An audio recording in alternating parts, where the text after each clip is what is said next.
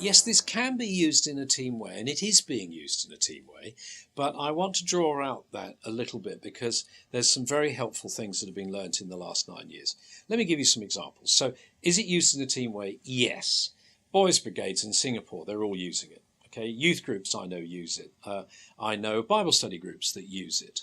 But there's no question that it gains enormous amount when you're actually investing on a one-to-one basis, because you are giving time to that individual in a Google age where they ask questions to Mr. Google in the privacy of their home on a one-to-one basis. So when they got you on a one-to-one basis, they don't mind asking you a question. When they're in a group of people, increasingly, they don't like asking questions. So my advice would be, if you're going to use it on a group basis, always please offer the individuals in the group, listen, I'd love to see you on your own. If you've got some questions you'd like to discuss on our own, let's have a coffee, or let's have a lunch, or let's go out together just for a walk and we can discuss that on your own. Offer the possibility of one-to-one. Now, here's the one thing I wouldn't do. It's 21 chapters, John, and I think my wife would have a huge problem if I was sitting down with a woman on a regular basis to go through 21 chapters, privately discussing her most inmost thoughts as she comes to commit her life to Christ. I think that's not right, do you? So I ask men, would you please stick to men?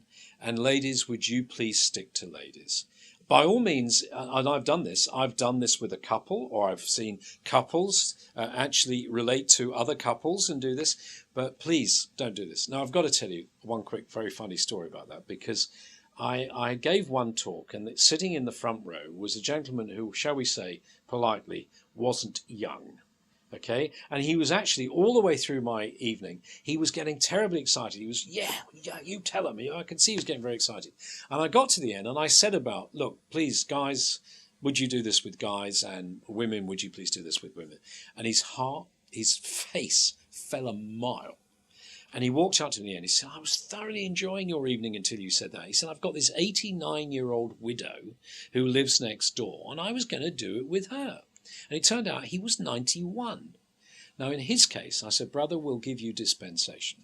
And by the way, invite me to the wedding. No, I didn't say the last bit, but you get my point. It is very, very personal. Now, by all means, if you're in a committed relationship with someone, then by all means do that. But please be careful. It is a very private and long process to go through. So I think it best if the sexes stay apart.